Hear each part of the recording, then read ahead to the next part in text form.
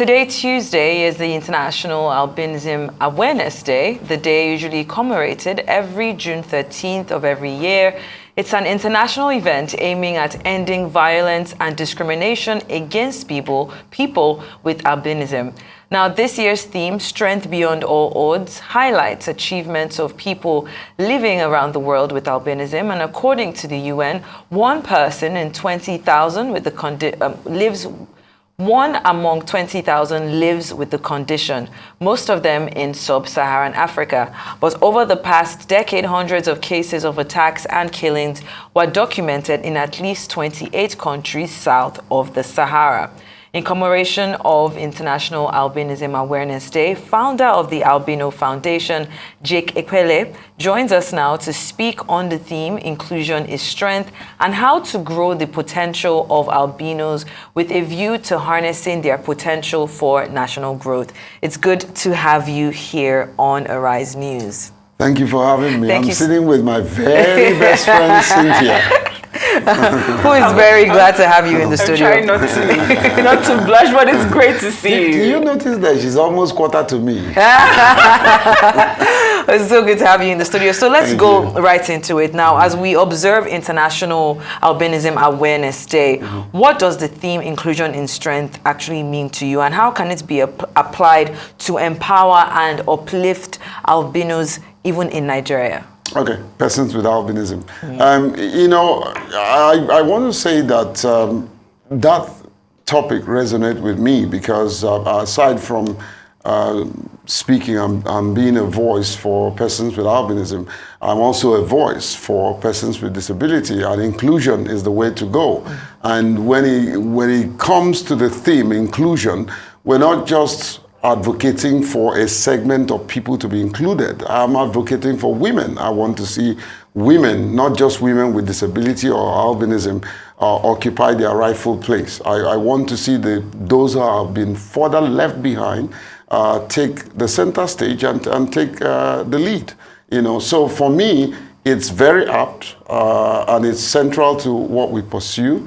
And just like I've been also getting the attention of the president, that any appointment that is not inclusive of persons with disability, at least a minister, will not be acceptable to us. And so inclusion is the way to go. If we must fight for the unity of the country, inclusion is one of the ways to get the country united. But Jake, when Shaita was reading that intro, the theme she mentioned was strength beyond all odds. No, it's actually inclusion is strength. Okay, that was for last year. So there was an issue somewhere, but that's completely fine. Yeah, that's all right. I'm just wondering, when you look back, because I know you've been involved in this fight for the longest time, how much progress? Don't deny me. We've been involved. You have been part of it. This is about you. You're the guest. You've been involved in this fight probably from day one. When you look at how far you've come and how much more you're seeking to achieve, what are you proud of on a day like this? Tough question. I'm proud of the fact that there's been a reduction in discrimination. I'm proud of the fact that today we have a policy on albinism.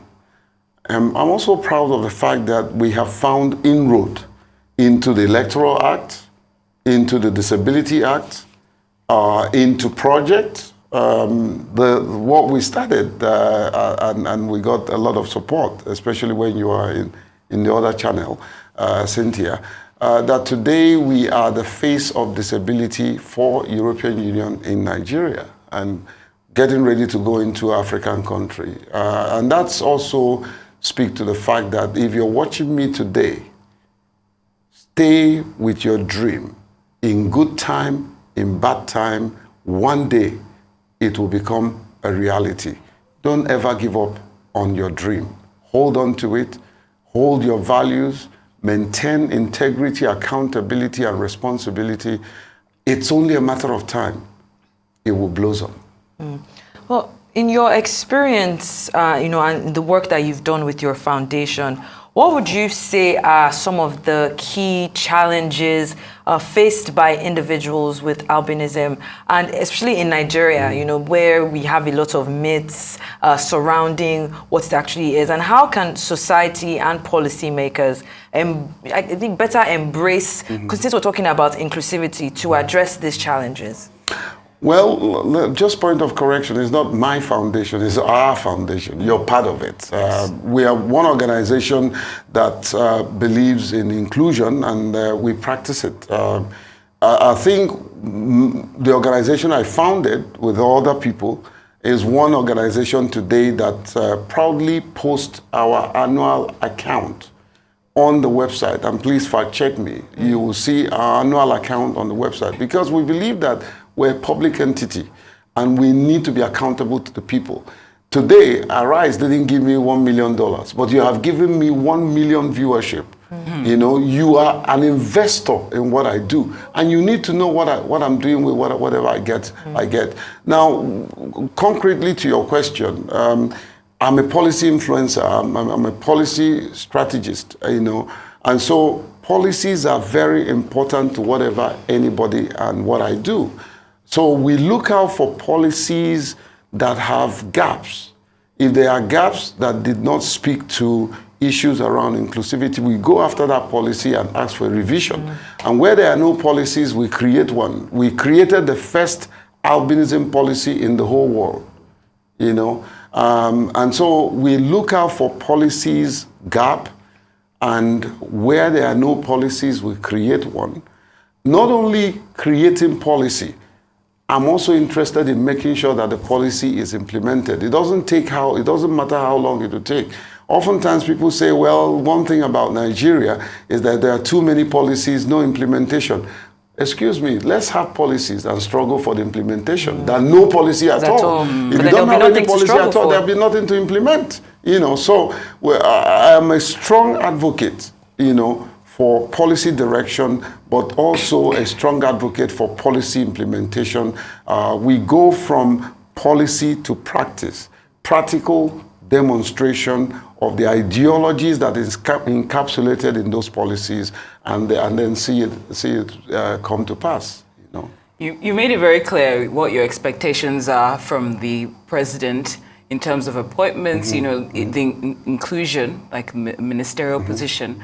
But now that we have a 10th National Assembly that is in full swing, what are your expectations from the legislature? I think Gospel Akpabio have started well by mentioning, that he is going to give attention to persons with disability. So I've been part. In fact, tomorrow I have a meeting with the Legislative Institute in Abuja. I've been part of the legislative process, making sure that it's inclusive. But Abia Miller was the first speaker in Africa to appoint a committee for persons with disability. We will count on those gains and ensure that not only are we going to continue with some of the gains, but to also add to the gains. So I'm going straight to ensure that the Senate President will continue in the direction of inclusive legislation. Take, for instance, one of the innovations that we're bringing to the National Assembly is the introduction of sign language. So every legislative session will have a sign language interpreter. We have a demography of people that are over 2-3 million that are cut out completely if you don't speak in the language that they understand. So we will continue to push for deliberate, strategic, legislative projects and even bills that speaks to inclusivity. Take, for instance, I led, to the glory of God, the community of persons with disability, and we're able to get the 2 clauses that is in the Electoral Act, Section 54, subsection 1 and 2. Not only did we lead the advocacy, we drafted that clause and ensure that is included in the Electoral Act. And so there's a whole lot to be done. I will do my best so that I can beat my chest at the end of the day like David did and said, I served my generation. before I exit. So I'm not going anywhere. We'll keep pushing until we get an inclusive, truly inclusive legislative assembly. And I'm going to go beyond that in making sure that women are given their proper place in the inclusive agenda, inclusive legislative agenda. I have to say Trust big, me on big Oh, I kudos. trust you. I do have to say a big kudos to you, and just staying on the theme of inclusivity. I'm very happy to hear all the work that our foundation is doing. But Fantastic.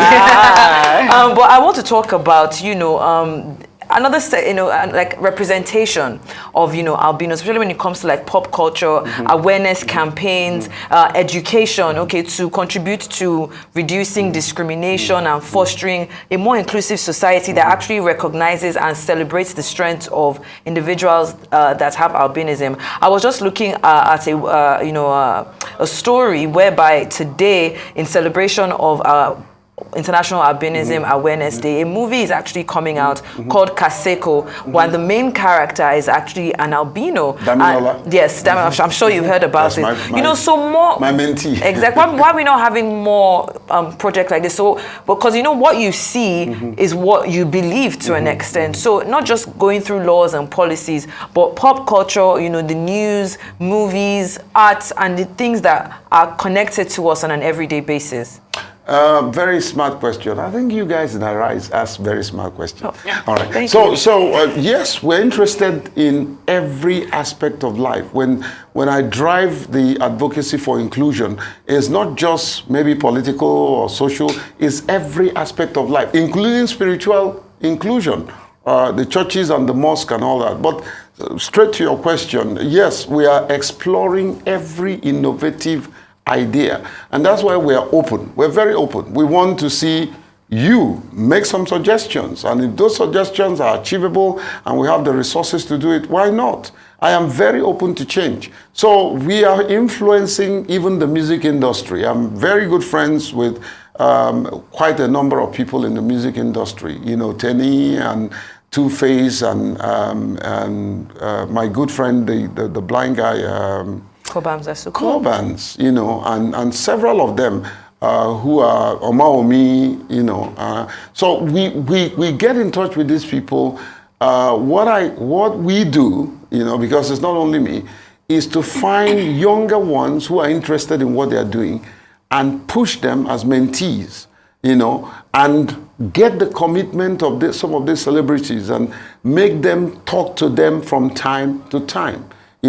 So Damilola is a young man that I took my phone and called Richard of Damajo, and introduced him to Dami, So that's the strategy, but there's no end to it. Like I said, I'm very adaptable. I'm very open-minded.